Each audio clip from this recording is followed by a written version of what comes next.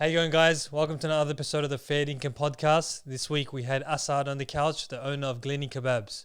So we spoke a lot about his journey to owning his own business, how his business is so different to all the others in his industry, trying to create his own community as well, bringing people for car meets, with his love for cars, also connecting with his customers and his staff.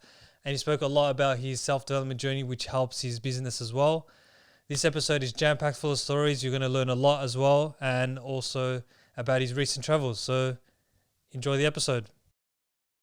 The shop, the boys would come to support. I want to check out your shop, and I'm into like RX-7s. I don't know, certain Japanese cars. The one Vin Diesel drove in Fast and Furious. Okay, that helps. Car. Yeah. So I had that, and I had a group of friends with those cars, and in Melbourne or even in the world, they're pretty unique. And I hit up those guys. I'm like, hey, I've got this new shop. Come check it out. Come on this Wednesday. Wednesday's not a busy day. Come on Wednesday. We'll relax. And they came past, and that was it. Next Wednesday, a bunch of cars rocked up. I'm like, hey, what's going on, guys? They're like, oh, we heard there's a car meet. I'm like, why? Because I. Fair income. Because we know Sheikh Bilal Yep. very well. We know, obviously, we met the Sunnah guy when he came. Yeah. And he was like an amazingly humble bloke. Yeah. We ended up playing futsal with him, so he was even. Nice, it was even more like personable. Yeah. But we understand more so than anything, bro. Like these guys just want to be treated as a human. They want to just have that little. No, 100%, bro. Even with like Noman Ali Khan, when we went to go pick him from the airport, he was wrecked. You could tell he's wrecked. And we're sitting in the car, and we're like, obviously, like, you want to do the same, like you said, the same thing. Oh, it's so cool to see. I was like, how's your Urdu? He's like, it's pretty good. He's like, how's yours? I'm like, it's not so good. He's like, what do you mean? I'm like, I can speak fluently. I just have an accent, like an Aussie accent, Yeah. He's like, go. And I said, he just starts laughing. He goes, yeah, your Urdu's bad. I'm like, yeah. That was it. Like, that was it. That was our conversation. Like a normal dude. My brain actually can't compute. You know that, yeah. Yeah. Wallah, it can't compute that you have an Aussie accent in When I speak Urdu. Urdu. Yeah. That doesn't, bro. That's wild. You know the Tik Tok's like, oh, when when there's Americans and they try to speak Arabic, but they know Arabic. Oh, yeah. Yeah, it'll be like that. Like me speaking on the phone to my grandmother in Lebanon. They Yeah, think that, kifik, yeah? inshallah, you are mlih. You know, he's gonna chuck in a couple of English words just to suffice. But nah, bro, for me that's just wild. Can you imagine like a guy Bogan goes tries to speak Urdu, you know? But you learned from like day dot, yeah? Day one. Urdu. Yeah, but just my mom and dad, that's it. I think Because they've taught me here, and I've got no one to practice with. Oh, okay. It's like, I'll give you an example. You know how people have bad tajweed? Anyone can read Arabic. I mean, not anyone, but if you can read Arabic, you can read Arabic. But your tajweed is going to be always off unless someone corrects That's it. obvious. So with me, my Urdu, they were just happy I could speak Urdu. They never corrected it. So for example, if I'm meant to say like hi in Urdu, I'm saying hi. Like you add multiple words together, and they start laughing. But yeah, anyways, it gets me by. that's funny, man. Because I feel like that's everybody who's first generation in Australia. Yeah. You're born here, yeah? And I was 1 year old when I left. Khalas, and you're born here, basically. No, then I lived in New Zealand for 10 years, so halfway. So you could. Came here at 10. Can you switch on the Kiwi Urdu? I lost the accent. I got bullied. I had to, they get bullied in primary school. Like, well, what are you saying? I'm like, whatever I was saying. Yeah, they point everything out. The I smallest can't. things. I don't know what the words. Penguin, I was saying weird, or fish, or numbers and stuff. But yeah, whatever. Alhamdulillah, bro. Yeah. Well, you look well rested, bro. You want to tell us a little bit about your holiday? That was good, bro. If you're happy to speak about that. Yeah, on no, it was podcast, good. It bro. was How many cities? 28 cities all up. I haven't gone on holiday since I started the business. So like I go every year. I'll go like one. I don't count this. I go to Bali or something for like a week. It's very short, just to go change the weather up. It's cheap food. It's halal. You got the good scenery. And now more than ever, because of what's been happening in Australia, we want to explore other places where we can migrate to. So we're like, naturally, Muslim countries come to mind. So I've still got to do a few more. So I'm going back, inshallah, in the next couple of months to go check out Oman, sorry. So in Muscat in Oman, and Doha in Qatar. But it's good, man. Like, top 5 cities, not in this order. I exclude Makkah and Medina because I'm biased. Like, I just touch that. It's hard to So put put in that list, as, because it's unfair. Like, everyone's like, what's your favorite city? I'm like, Makkah. They're like, bro, come on. Yeah. But yeah, like, not in this order. For me, I reckon it was Cairo, Istanbul, Marrakesh, Santorini in the Greek islands, and Granada in South Spain. Yes, sir. Yeah, that was amazing. Granada. I lived there for a few months, man. Really, like, Granada tripped me out, bro. I didn't expect it to be how I seen it. Like, I don't know what parts. I guess like I'm talking about, you know, the old city. Like I don't know if they call it the Medina, the old city of the Yeah. Granada. Yeah, Where all the Arab Al shops Basin, are, all yeah. the shops are everything. In Melbourne, you know, like the adhan is in the masjid. You know, whereas back in the day, the adhan was out to the people out in the street and such and such. Whereas in Granada, I don't know what masjid it was. If I check my phone, I'll find it for you. But he's got a small little balcony. He stands outside, does the adhan, and all the shops are closing. People are walking there. I was Yeah. like, that's sick, man. Like, It's amazing. we don't have that here. Like, it's cool. What time was this? Around siesta time? Like the Dhuhr? What I prayed there, it would have been Dhuhr, yeah. Yeah. So they've already got the siesta. Yeah, they got a instead break of- anyway. Yeah. But yeah. That's But it was- amazing. But it was bro. cool. Like, that, you know, you still hear the adhan out loud, which Yeah. tripped me out. I didn't think Spain, you know, after And it's what's literally happened. just one of the brothers, like just Yeah. saying it out loud and on the Yeah. streets, and you So- see all the Moroccan. Even shops. Cordoba, like, you know, if you're in the busiest part of the, you know, tourist hub, like where that masjid / cathedral thing is now, you hear the adhan every Maghrib, like out loud, like it's cool. Like I didn't expect to hear that in Spain because of the history of Spain, you know. Amazing, yeah. And because you went to all, like, I saw you went to other European countries, but then when you go to Spain, you still have that connection of Yeah, Islam yeah, there. yeah. Like Spain, like this is one thing I was literally saying to the boys yesterday because I caught a ferry from Morocco to Spain, right?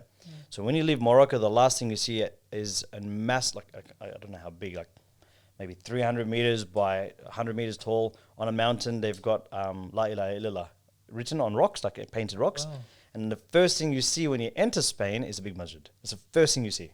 So they've got a little odd. They've got a weird situation where one small piece of Ireland belongs to the UK. It's in Is that Spain. Gibraltar? Gibraltar. Is So that- that's the With first the thing you big see. rock. Yeah. So the first thing you see there is that masjid built on that cliff. Oh, so that is the first thing you see. Yeah. So it's the that's first thing you true. see when you get to the port. Because I went to Port Alexandres or something like this, but yeah, that was cool.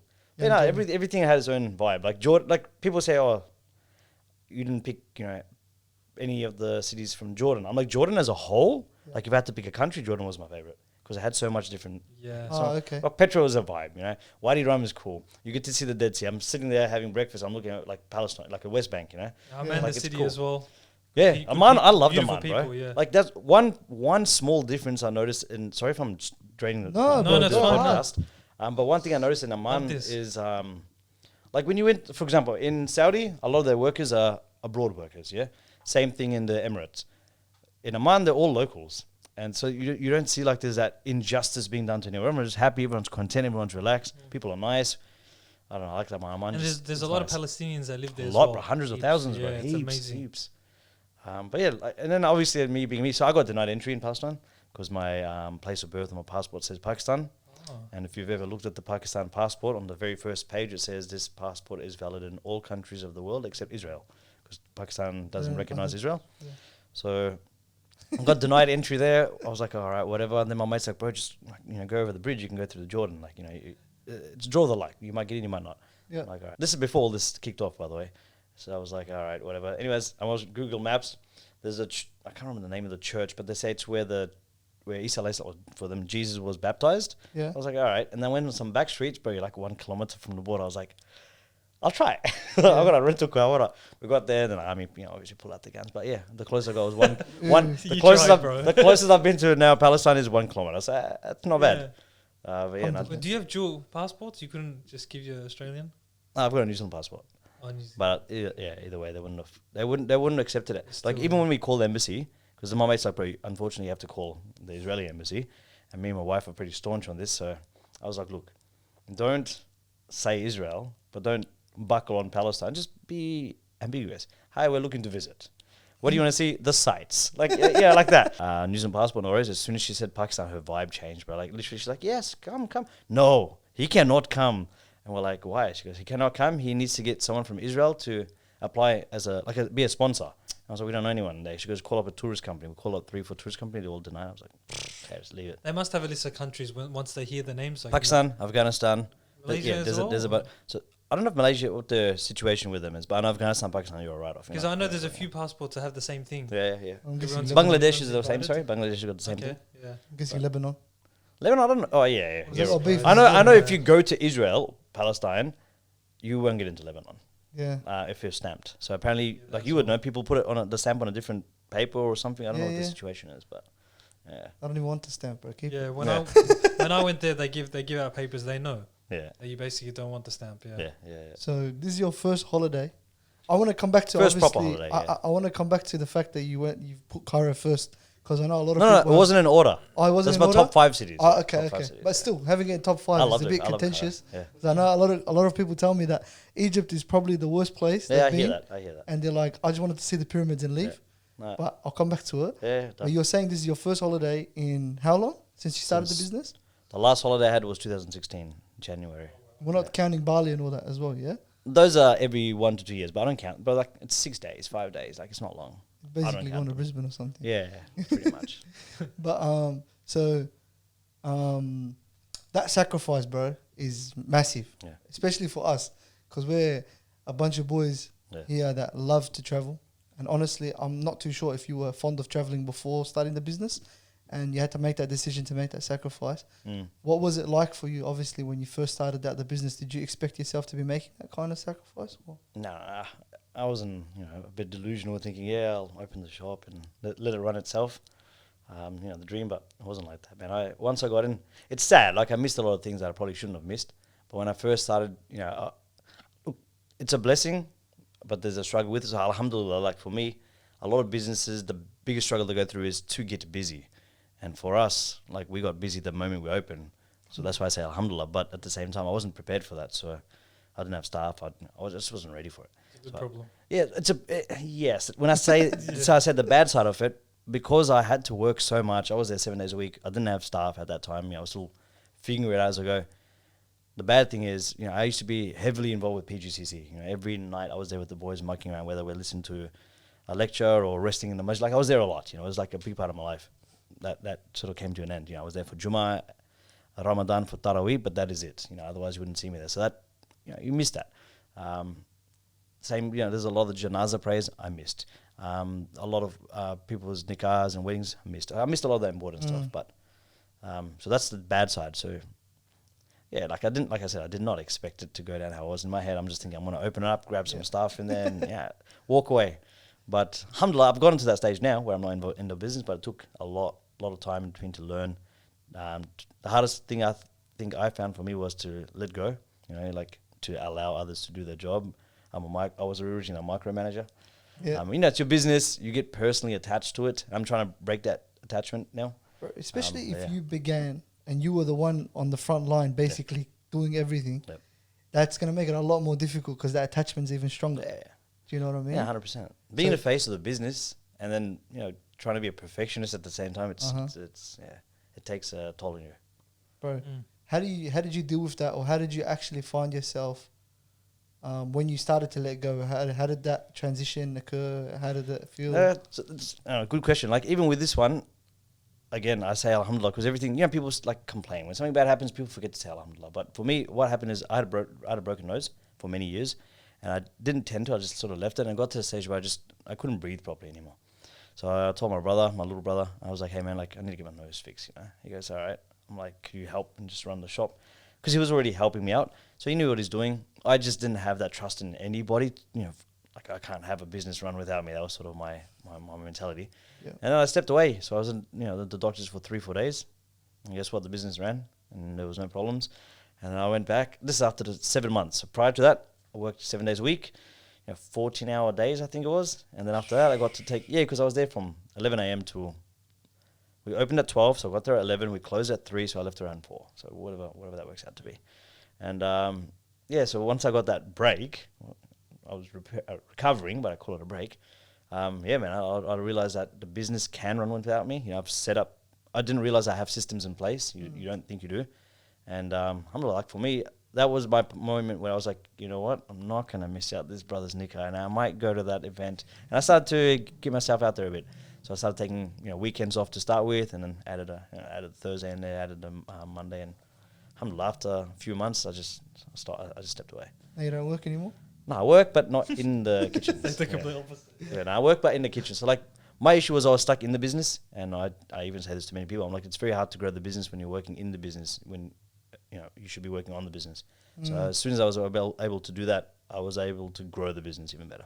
Can you develop on that a little bit more, bro? Yeah. So you were saying instead of working in the business, work on the business. So what does that mean? Like, from the outside, the administration? And like everything. So when I was in there, my focus is make sure the shop's clean, staff are presentable, communication is good, customer service is there, food's on point. but that's sort of really it. Or every time I quit in between, I'll take photos and videos because you got to sort of stay on top of social media these days. But when I got to step away, I was like, all right, like I know what content I want, but I'm not a media guy. So my content's a bit hazy. It's the editing's a bit poor.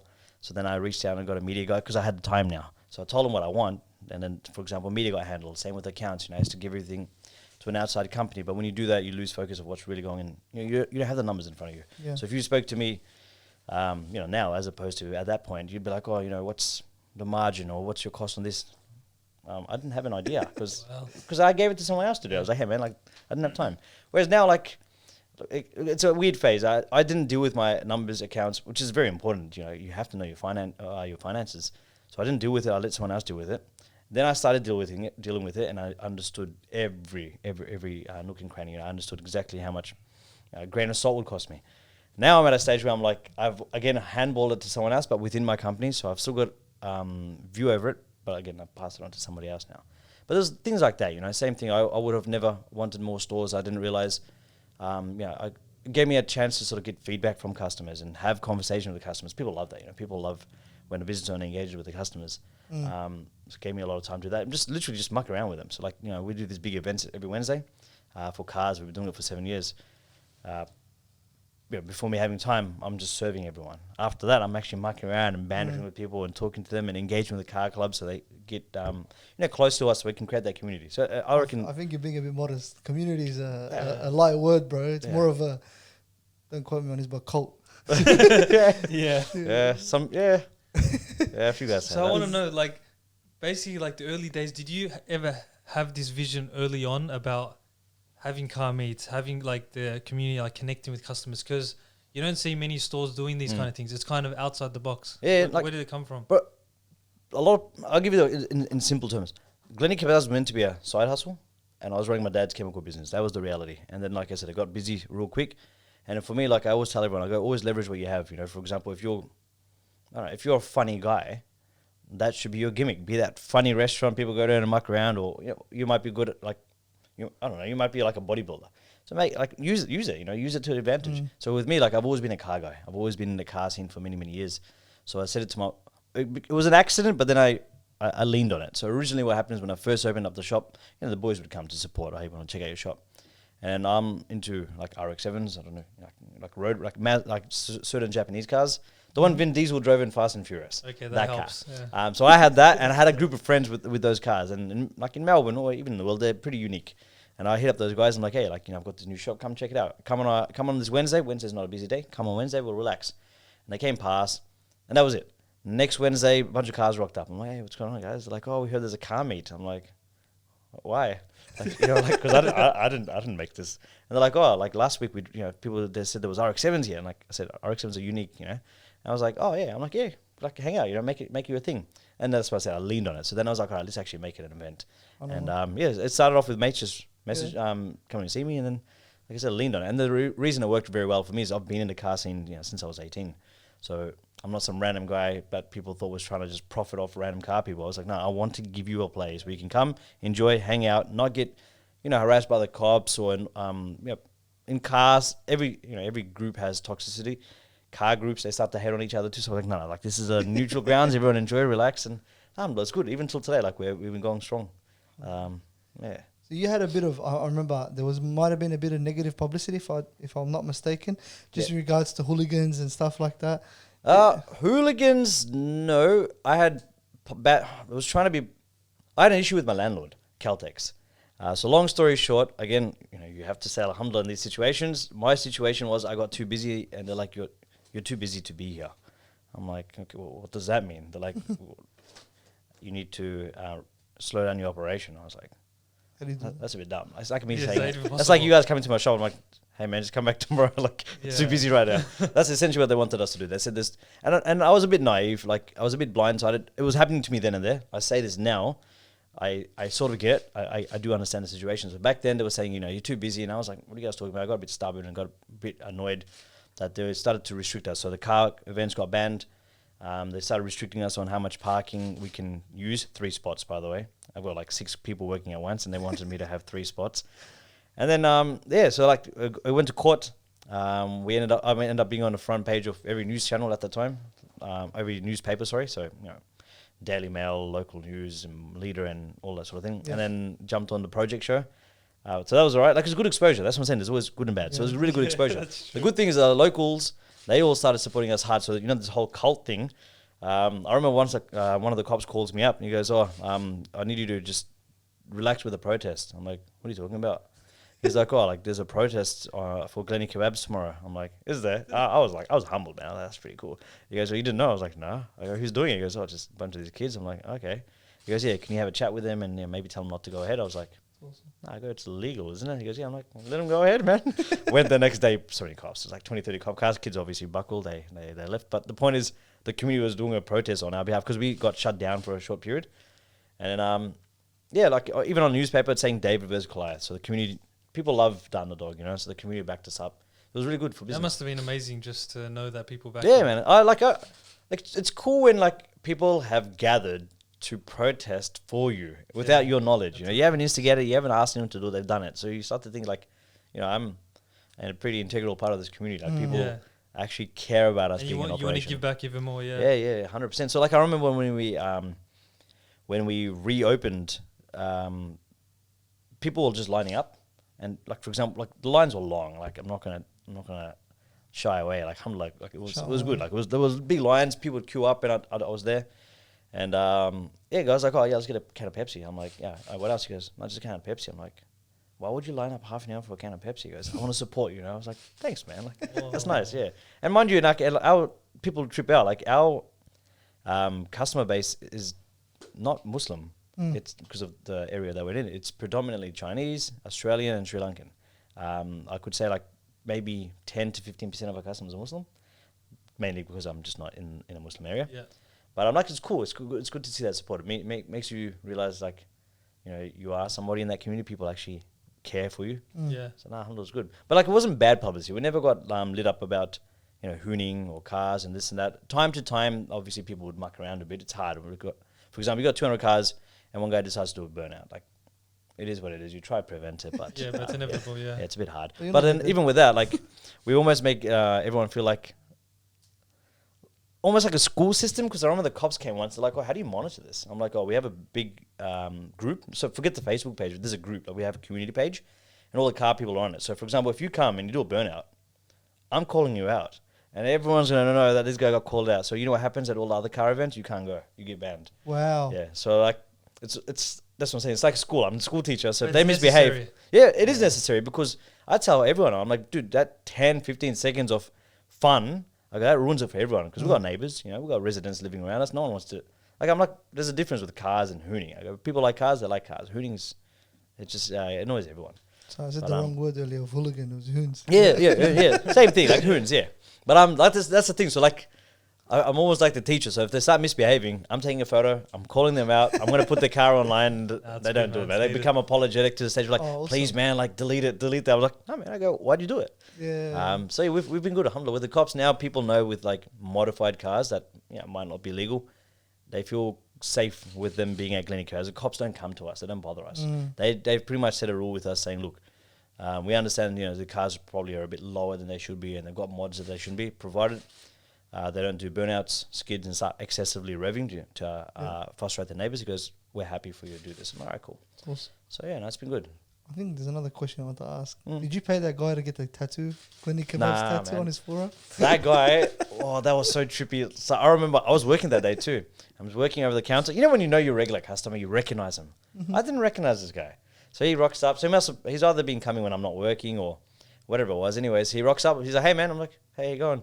He goes, look what I got. And he just shows it to me. I was like I'm tripping out. I'm like, a bit awkward, yeah? Bro, it's a bit much. I was like, what's that? He's like, it's a tattoo. I was like, why'd you get it? God. He's like, the boys were telling me I'm always here, so I should get it. And I was like, oh, nice. And that was it. And then my other mates were like, did you give him something? I was like, no.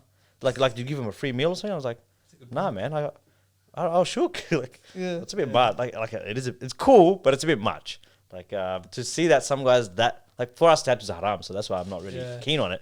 But as a non-Muslim, where that rule doesn't apply, for him to go out of his way, pay someone, go through that pain to have someone's logo on there. Yeah. So I was like, okay, cool. But honestly, like you start to see that like people need that sense of community.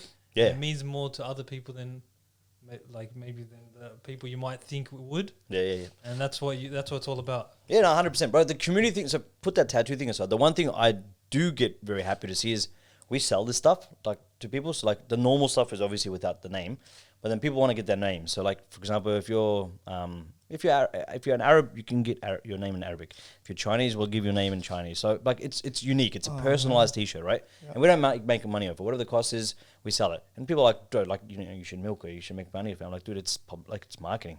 People walk around. I see this every time. If I go to Chadstone, I promise you, at one point I'll see someone in a GlennyKebabs hoodie or a T-shirt. But I'm like, that's sick. Like people actually are walking around with my brand, but they're not doing it for the purpose to walk around with my brand. They're doing it because what you said before, it's community.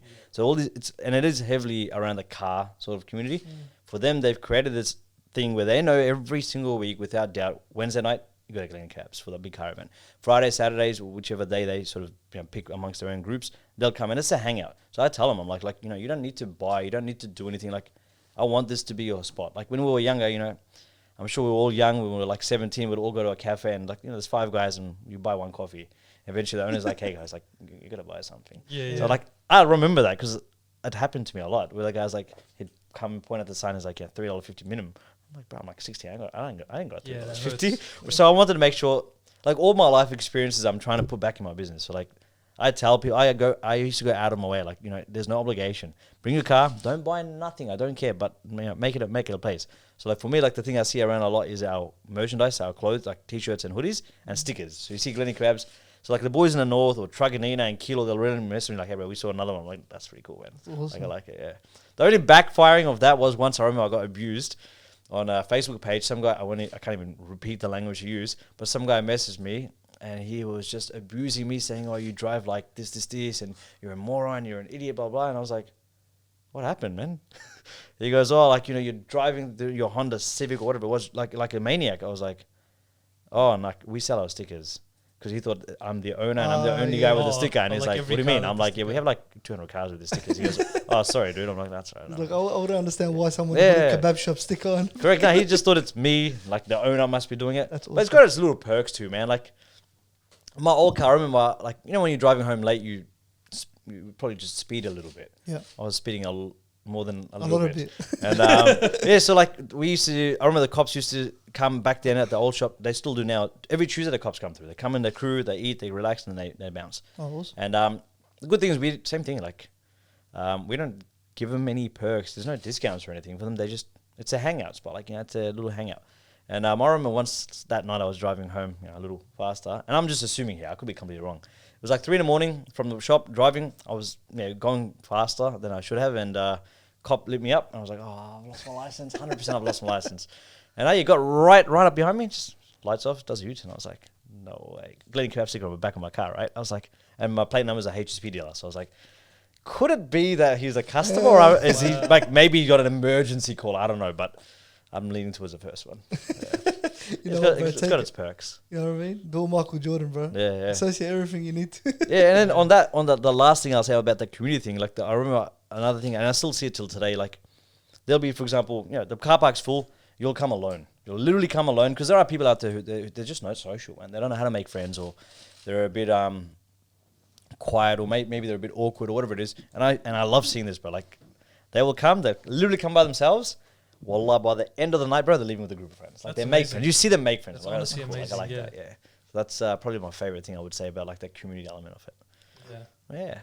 So how's it been in terms of like the social media? Because you're getting ideas. I'm seeing you're even connecting with the customers like when they're there as well. Yeah. Because I don't know many other stores that the actual owner is connecting on the social media page first of all, but then also with the customers. So firsthand, actually getting to know you a bit more. Yeah.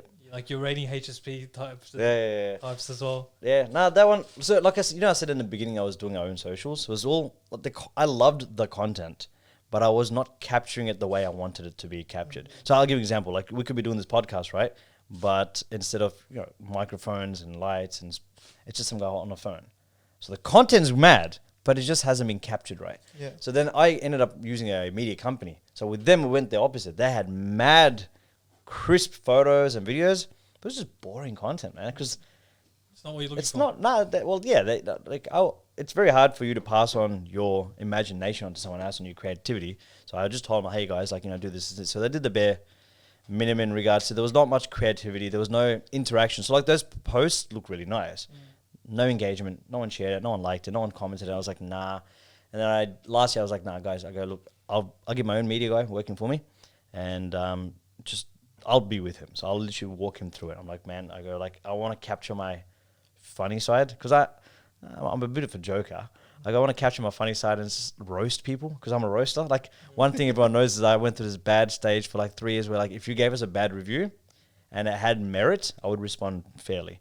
If you were just being annoying, you'll know about it. So like a lot of the guys in the hospitality industry, they do this. Like, I'll name one of them. Like Kamal from Old School Pizza. I don't know if you know him. Yeah. Him and all the boys from the north, they would literally sit down together and be like, hey, let's go through Asad's reviews. Let's see what he said. I was pretty savage. And the thing is, we got unfair reviews, dude. Like, you'd be an Uber driver, for example, and you might have had to wait an extra couple of minutes. You will just like start hating on us and the food and everything about it.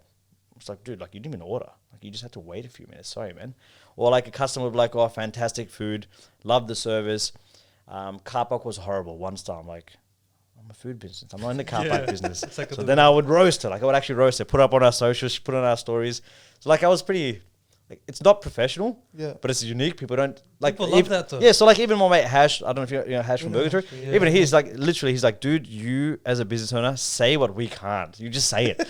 He goes, you don't care about the repercussions. I'm like, nah, not really. But then I've stopped now because someone raised a very good point to me. They're like, dude, if you went to a restaurant, you had a bad experience and you left a bad review, would you go back? I'm like, yeah, probably. That's just something like, I'm not going to bar the place. I'll go back. Maybe it was a bad day. Like, if the owner responded to just saying, oh, sorry, we'd love to make it a better visit for you, would you go back? I'm like, yeah, probably. They're like, if the owner put you on the social media saying, hey, look at this donkey, he's this and this, he's like, would you go back? I'm like, nah. He goes, well, you're doing that. When I'm you like, put it that way. yeah, no, yeah, I was. Like, I'm telling you, I would print screen it, put it up, put the emoji of that moving donkey. Oh my God. Where it was appropriate. At times, obviously, I would not do that. But yeah, so that's what I wanted our social media to be. So instead of me roasting people, I'm like, okay, let's roast people in a funny way. Yep. Or let's, let's mock things. So like the last video we did what people loved was me going up to cars and just talking absolute nonsense. Yep. Because we see it. Like, we go to car places. I'll give you an example. Like, you guys aren't that much into your cars, right? Not at all. That's fine. And, you can respect that. But you get guys like that who don't know anything about cars, but they'll pretend. And that's when it gets funny. Like, like, for example, it's clearly a Holden. And the guy's like, oh, that's a nice Ford, man. The guy's like, no, that's not a Ford. No, it's not, it's a Ford. Like, he doesn't know, but he's acting like he knows. And we see it a lot. So the last video I did, I was just roasting them. So I was acting like a complete moron, acting like I don't know anything about cars and just purposely saying the wrong thing. Like, for example, where people have that joke about indicator fluid. Indicators work off electricity. Yeah. And I was acting like you have to put a special fluid in there. Yeah. But yeah, so like, I'm trying to get my personality out. Same with the customers, muck around with them because off camera, that's what I do. I give them crap. Like, people, if they don't get chili, that's it, I'm roasting him. him. Or like people that get mayo, like I'll roast him. They'll be like, oh, like, why do you even have mayo? I'm like, for like weirdos like you, like we have garlic, but people still want mayo. So I don't know. I like roasting people. Yeah. What do you think? What do you think? Hummus on HSP? Yeah, have to. That's the best combo, bro. The best combo. No, because customers ask me. The customers ask me, and even there was a video about it. We got with the Halal Bros. I don't know if you know this. We got the Halal Bros. They did a video, and they asked me like, and they were sharing with me what's the best combo for me, like sauce wise. Hummus, chili, aioli. I don't even get garlic. I get aioli. We're screenshot this, and we're gonna roast him. No, that's the best. We're gonna reverse. No one's getting a 10 out of 10 until they say that. I'm gonna try that though. I'll try that. We'll come down and we'll try it out. I Definitely. think that's a piece of content we have to go do. Yeah, no, that's the best. And if it's bad, it won't be bad. Screenshot. We're gonna put reviews. Yeah, don't do it, right? If you give me a bad review, I'll put you online. Like this donkey. This guy has a mini podcast. How they come to us? But bro, obviously he didn't come out of the womb saying I want to be a HSP dealer. Nah. Oh no, that's the best way I can describe the question because. No, but that's good. I know where you're going with this, and the answer's gonna trip you out. But go on. Yeah. So obviously, if we look at it, obviously you want it to be an entrepreneur. Yeah. And a lot of the times people always look at what they're passionate about or what they're into, and they obviously associate business or whatever they decide to do with their business with their passion. But sometimes it's not always the case. Yeah. Like, obviously, I'll let you. No. So like with me, I've always wanted to do business, bro. I guess because my family does business. So like my first hustle was Minaret College. I've finished school now, so I can say it. Minaret College is a Muslim college in Springvale, and there was a ban on soft drinks.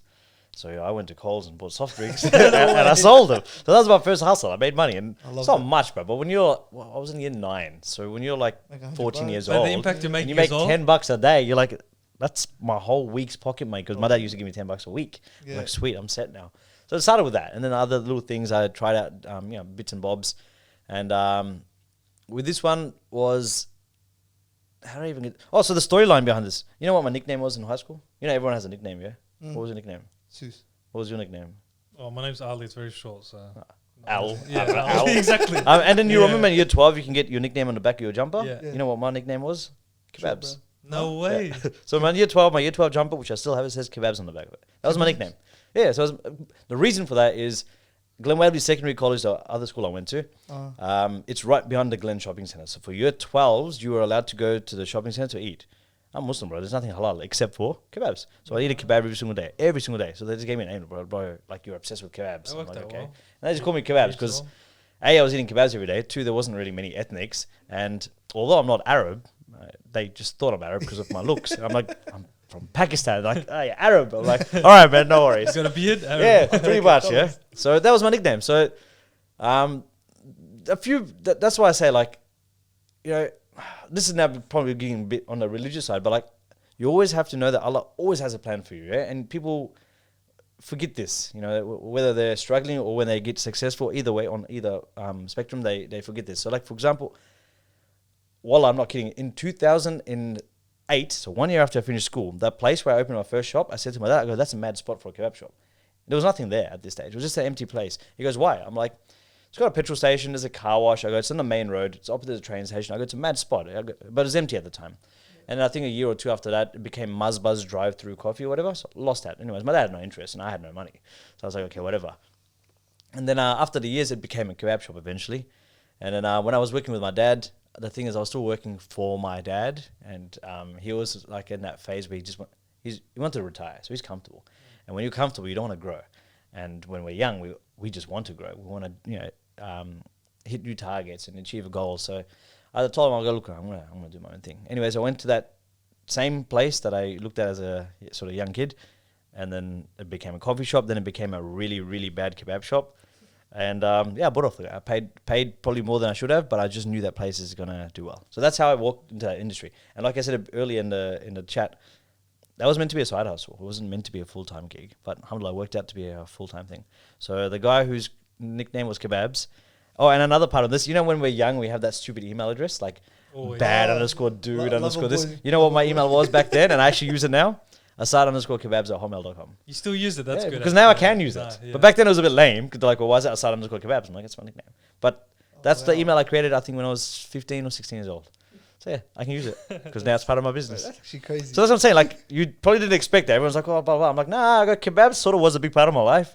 Obviously, then I phased out of it and then straight back into it. So what happens when do you still see your schoolmates? They come past the shop and that? Yeah, I see a couple of them. But like they like it. For them, they're like, oh, you're representing the area, because I call it Glenny. And that's about it. And even with that, like it was very basic. It was a very basic thought process, but for others, they're like, oh, bro, like, you really thought outside the script. I'm like, no, I didn't. I'm like, what do people call Broadmeadows? Like, Broady. I'm like, what do people call Danong? I'm like, Dandy. I'm like, the kebab shop we go to every night, what's it called? They're like, Donny Kebabs. I'm like, it's called Jumbo Kebabs. It's not called Donny Kebabs. I'm like, so if I call this place Asad's Kebabs or Ali's Kebabs or Sohail's Kebabs, they're going to call it GlennyKebabs. I'm like, just run with it. Yeah, so that's how the name came in too. But like, see the school kids, they still laughed. Like, oh, you're still into your kebabs. I'm like, yeah, a bit more now than before. But yeah. So when you ended up, so obviously you might have had a couple of extra side hustles that you had attempted before. Yep. 'Cause everyone always says, you have to try a couple of businesses before the one comes around that actually works. Correct. Anything else besides that, soft drink business that you did in high school? Yeah. Or that are illegal that you can do? No, I've never done anything illegal. They probably aren't Islamically compliant, so I just don't want to talk about it. It's not something I would recommend to anyone. But look, you keep this in, because this is one part I would say. like people do say to me all the time, like, oh, like, you know, mashallah, your shop's doing well, blah, blah. And I said this with the other podcasts I did with Adzi and stuff too. I'm like, look, you know, take it or leave it, whatever. For me, I personally genuinely believe, like I wholeheartedly believe this. I go, a lot of people's business, you know, they'll start up, and I get it, like, you know, you don't have money, so you struggle. So you'll get a loan from the bank or you'll get on finance. I don't believe in riba. I've never touched riba. And I think that's the only reason I have blessings in this business. I've never touched on riba. And alhamdulillah, every time we grow from what we have.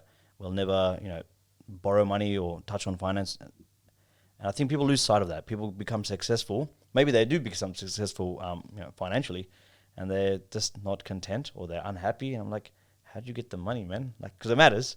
As even with people when they get into property, you know, the first house they'll buy on a loan, and then after a while, you know, speak to them after a couple of years, and they've got like 20, 30 halal houses.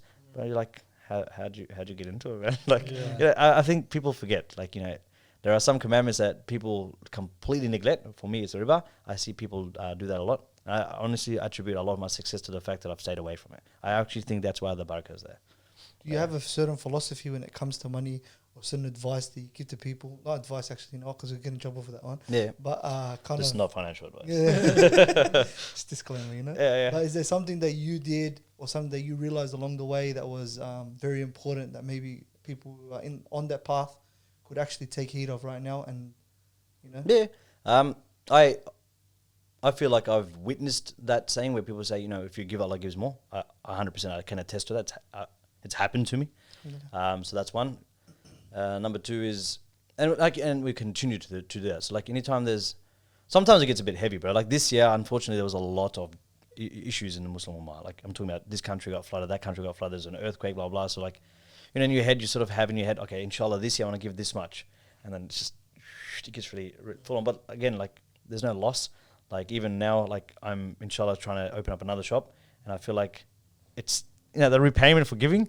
But like the financial, non-financial advice, like, for example, I speak to my brother or my mates.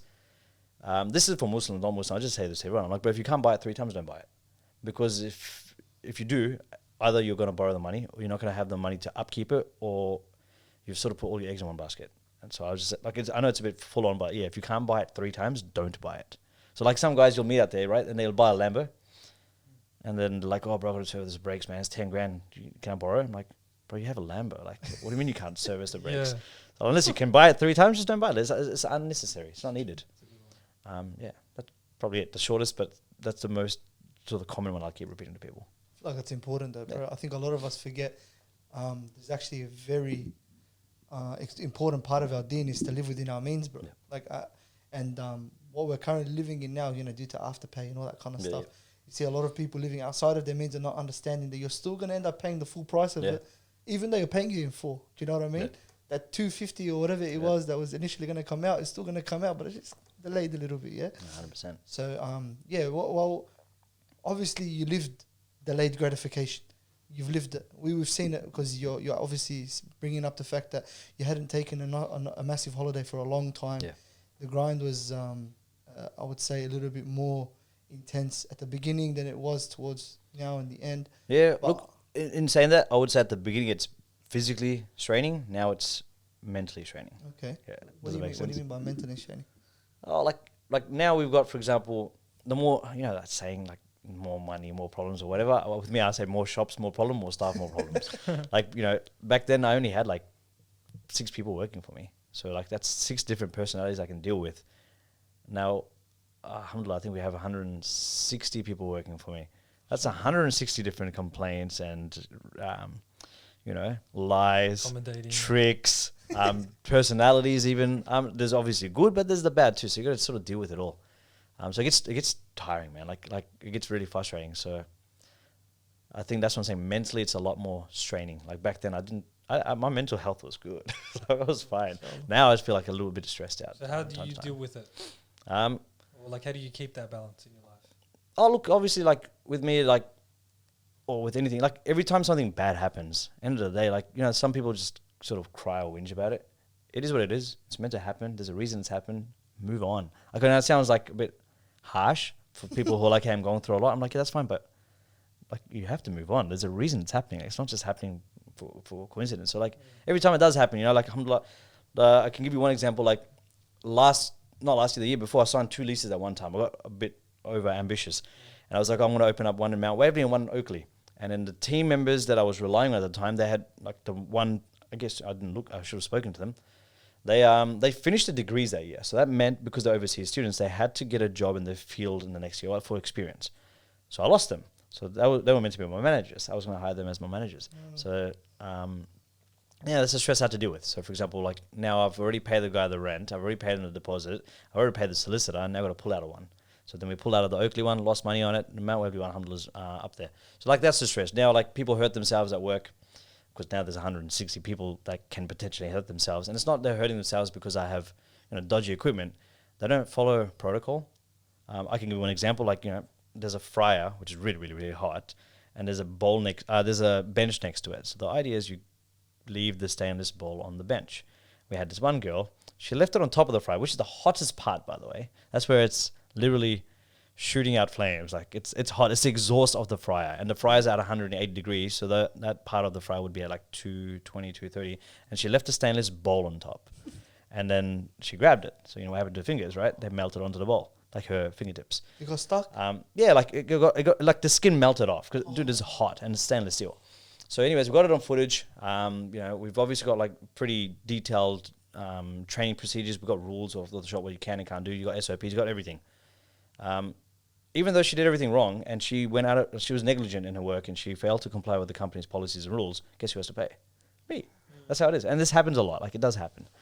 So like, it's stressful. That's not physically demanding, but it gets stressful. You're like, man, like, someone else could do the dumbest thing and you got to pay for it. That's just how it is. Yeah. So like things like that.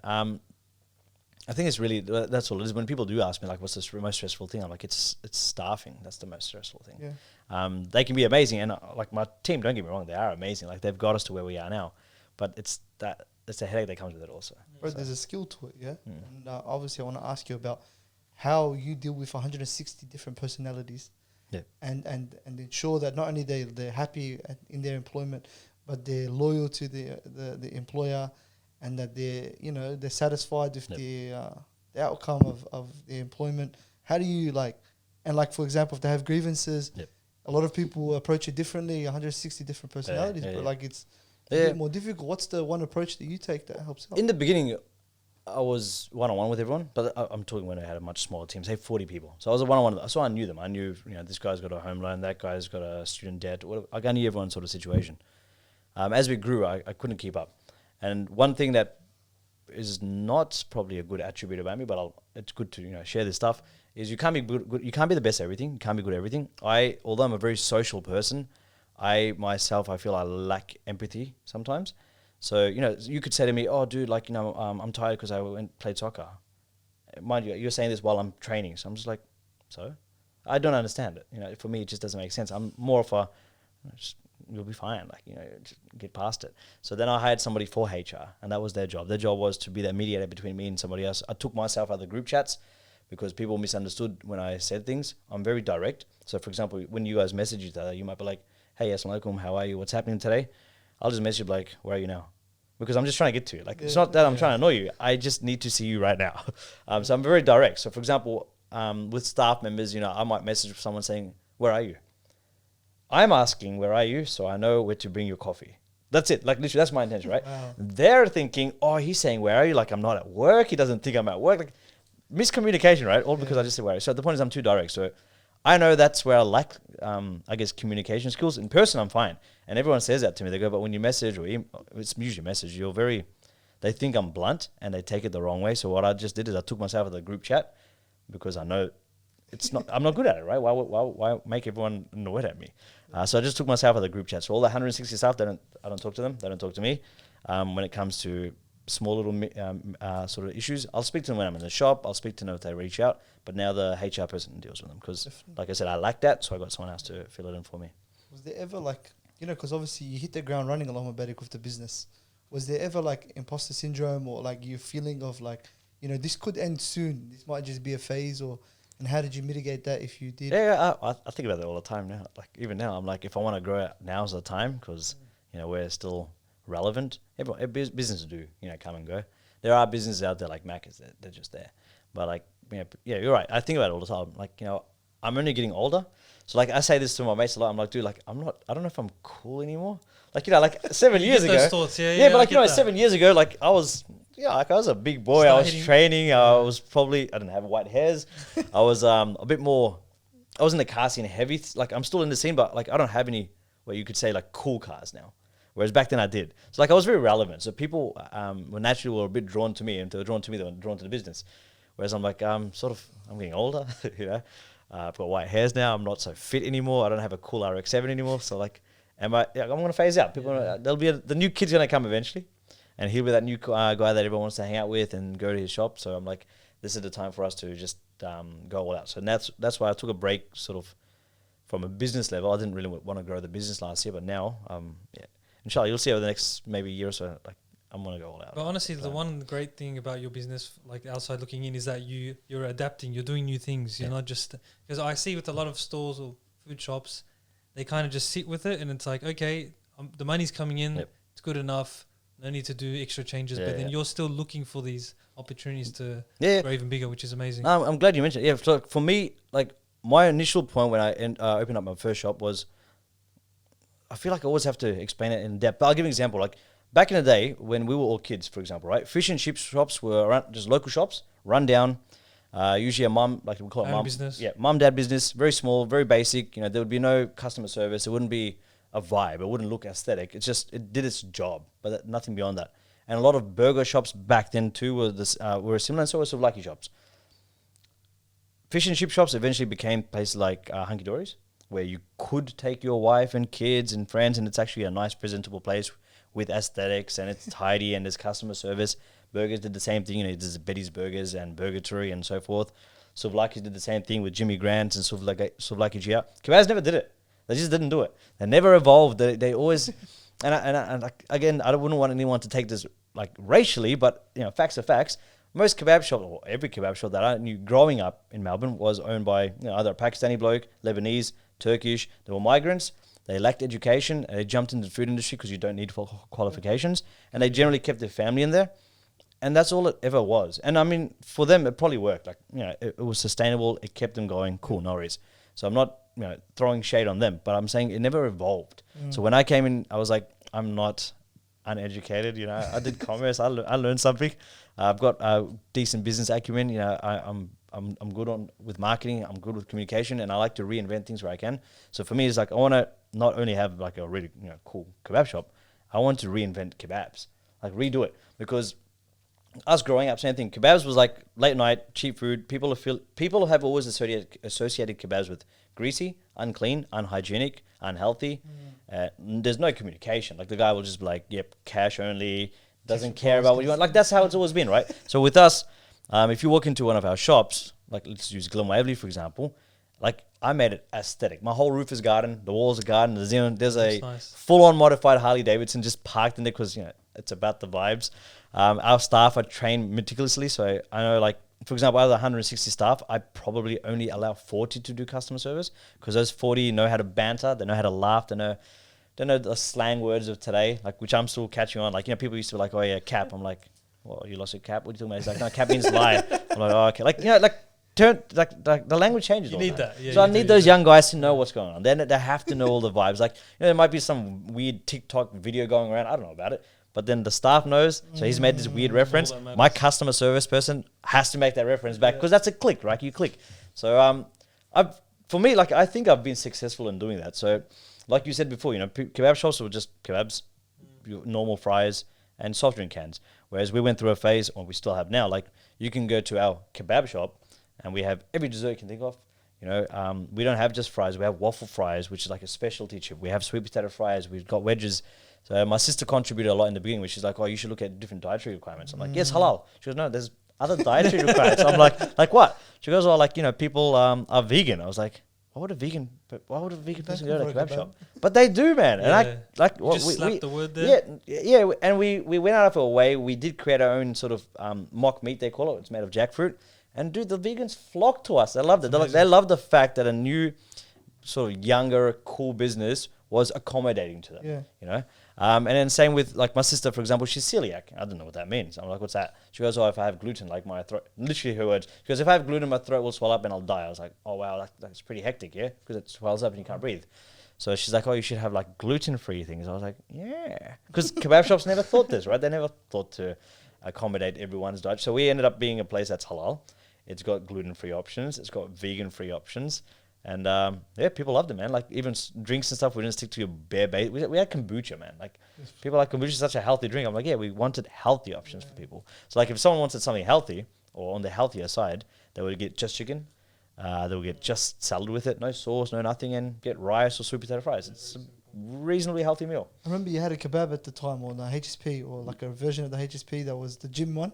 So you just like the rice, the tabbouleh, and then the thing. Yeah. So like when we started thinking of names, same thing. I told you I used to be into fitness a lot back then, and right opposite my shop was a gym. So I was like, all right, I might as well make some gym things here because it's cool. Like I said, I wanted to relate to the young crowd. So the young kid, they were like, fitness is a big thing, blah blah. When you come out of high school, like everyone wants to go to the gym, whether you stick to it or not, whatever. So with me, the gym pack was, like we said, meat, salad, and chips or rice. And the idea was meant to be meat is protein, chips is carbs, and salads is your greens. Then we did another one, which is like carb overload. So, people like to bulk up during winter, which is just, carbs. So like rice is carbs, Perfect. Meat is protein. Then you got chips as carbs, so it's carb overload. Then we had like vegan life, which is the same thing, just replace the meat for mock meat. I think that was it. The other ones were just straightforward, like meat and chips, meat salad, whatever. So in terms of generating ideas, you mentioned that your sister obviously told you about gluten-free, vegan, all that. Do you get your staff as well, their opinions? Yeah. So like when it comes like drink recommendations, like last year we added Prime to the fridge. Like Prime was this nice, again. I promised to, like, if you ask me what Prime was, I have no idea. One staff member came up to me. He's like, "Oh, you should stock Prime." I'm like, "What's that?" He goes, "A drink." I'm like, "No, we have heaps of drinks, man. Relax." Another staff member said the same thing. Mind you, these are all the young guys. They're like 15, 16 years old. I was like, "What is this thing, man?" He's like, "Drew, I promise, man. If you get Prime, like, it will sell out." I was like, "What is it?" He goes, "Oh, like," and he mentioned the guy KSI and Logan. I don't know these guys. I'm a different gap. And I was like, "I don't know who these guys are, man." He goes, "Just trust me. If you do it, it will sell." I'm like, "I'll try it." Went online, can't buy it. It's sold out everywhere. I was like, "Oh, okay, well, that sucks." And then I literally, one of the staff members was like, "Hey, man, I know it." Like, almost like it was shady. He goes, "I know a guy." I was like, "What do you mean?" He goes, "I know a guy. You can get it." I was like, Maybe he's like you in high school, selling soft drinks. And I was like, "Do you?" He goes, "Yeah." I'm like, "Put me on to the guy." He goes, "All right, done." Dude, this guy was selling me one bottle. I don't know if you guys had Prime. One 500ml bottle was $12 or $13. He's scamming you. I bought slabs off him. Oh, serious? And I sold them at my shop for 20. And people bought it. Bro, I've sold out every day. Every day I was sold out. $20. Yeah, man. $20 for a bottle of the drink. And the thing is, people who maybe weren't familiar with my brand, like, because that's the thing, I'm always targeting the young kids, right? Because when you build a customer for life. So like even now, I see the kids that used to come there as like year 7, and I'm like, man, like you just finished uni, dude. Like it's cool, you know. Like even one kid that used to come there as a kid, he's my electrician. The other one's my spark. Like I'm using them now. Like we all work together. So like the thing was with Prime, I started bringing in all these kids I've never seen before, maybe different area, whatever, because we're the only one in the Southeast that had this one particular drink. So yeah, like the short response is every time there's something new or some sort of trend or phase, I want to make sure I'm on top of it. One thing I tell all my team is like, I don't want to be that guy who's resistant to change, because a lot of businesses, they're like, "Oh no, what we do works and we will never change." It's like, man, like things change all the time. Like, back in our day, maybe like, a trend would last like 2 years. Now a trend lasts a couple of months. So we're trying to make sure we're on top of everything. So like, I think that as soon as Biscoff became a thing, we started adding Biscoff desserts. Whatever's a trend, we'll jump on that. Yeah, certain desserts as well. Yeah. Like I remember I was reading something. I think it was Jeff Bezos who said this.